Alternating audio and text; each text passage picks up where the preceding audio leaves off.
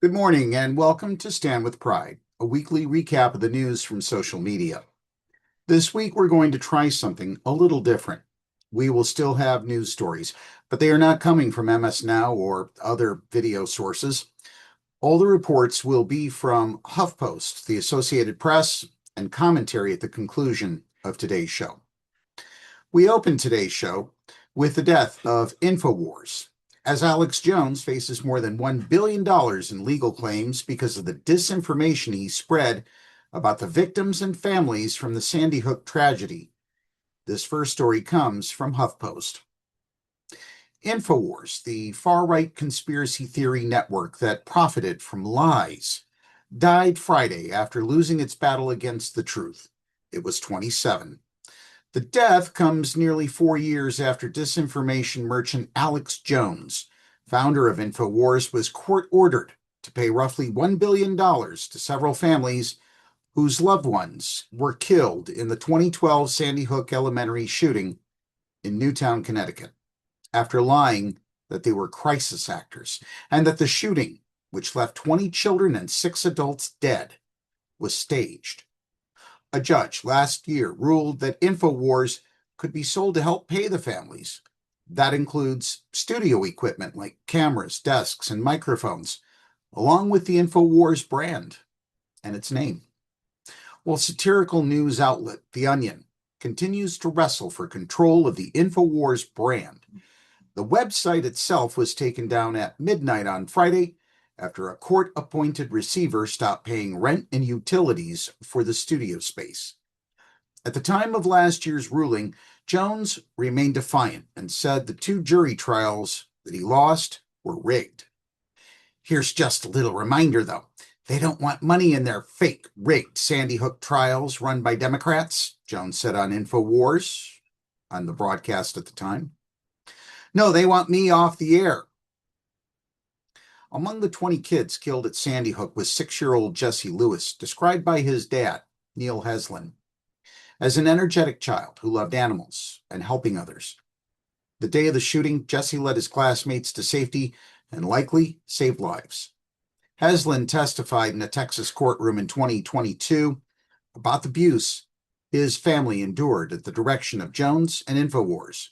Heslin said he didn't want Jones's money, but that hitting Jones's wallet might be the only way to make him stop spreading lies.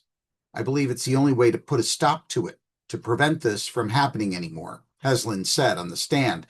There's got to be a strong deterrent to put a stop to what is being said. As Heslin testified, Jones was tucked away in the comfort of his Infowars studio just miles from the courthouse. He was in the middle of a broadcast where he whined about the supposed injustices of the trial and attacked Heslin as slow and on the spectrum. Now, speech is free, but lies you have to pay for. After he was fired in 1999 from his evening radio show on Texas's KJFK for reportedly souring advertisers with his rants, Jones founded Infowars, which became ground zero for the spread of increasingly unhinged and toxic conspiracy theories. Over the years, Jones used his platform to promote anti-government conspiracy theories, rant about what he called a satanic pedophile globalist New World Order, and harass the surviving victims of tragedies. A steady stream of racism, anti-Semitism, Islamophobia, and homophobia also permeated Infowars broadcasts. The audience ate it up. Infowars made hundreds of millions of dollars hawking supplements and survival gear during its nearly 3 decades in the snake oil business. In recent years, what once might have been dismissed as the fringe thoughts of a lunatic started to become mainstream. In 2015, Jones hosted then-presidential candidate Donald Trump on Infowars, a dark foreshadowing of the years of disinformation to follow. Your reputation is amazing, Trump told Jones at the time. I will not let you down. The massive profits generated by Infowars came at the cost of innocent people, often victims and survivors of violence, caught in the crosshairs of dangerous falsehoods.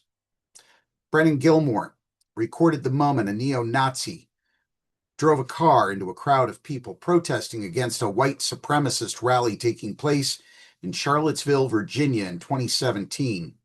Heather Heyer, age 32 at the time, was killed in the attack.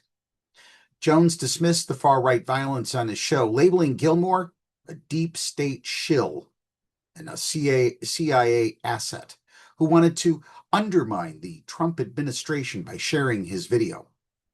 In 2018, Gilmore sued Jones for defamation, alleging he received death threats and was physically accosted on the street following the Infowars broadcast.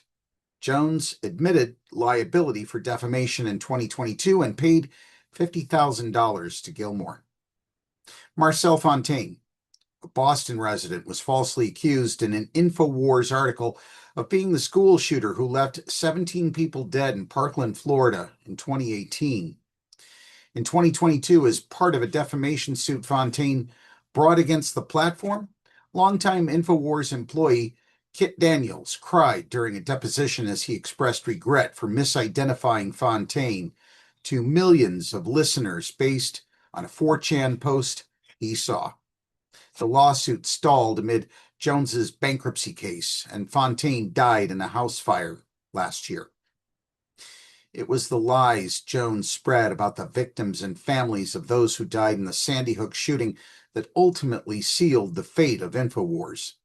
HuffPost was the first to report in 2018 on lawsuits against Jones and Infowars brought by the parents of children killed in the shooting. Mark Bankston, the Texas law firm Farrer and Ball, represented the parents in the initial lawsuit along with Fontaine in his case against Jones.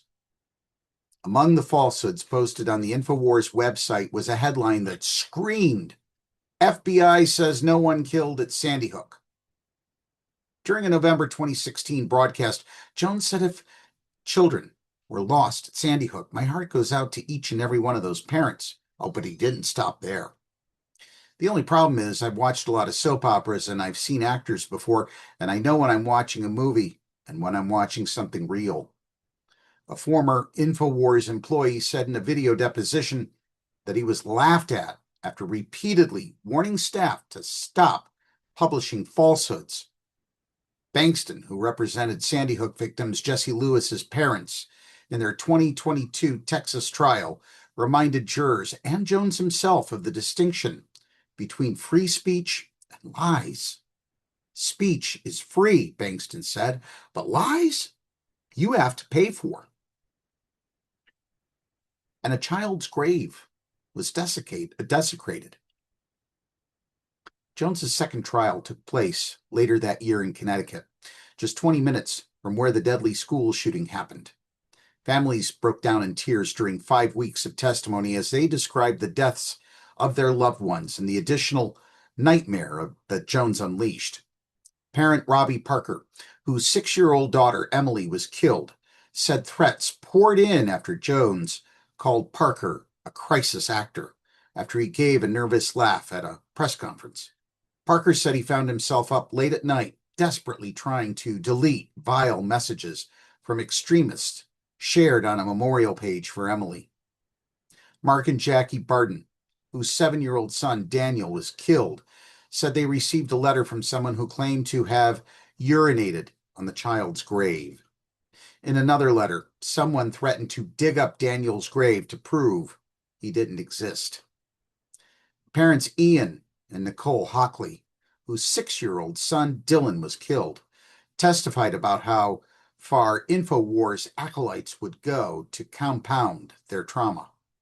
"I got sent pictures of dead kids because harassers said, as a crisis actor, I didn't know what dead kids looked like," Nicole Hockley testified.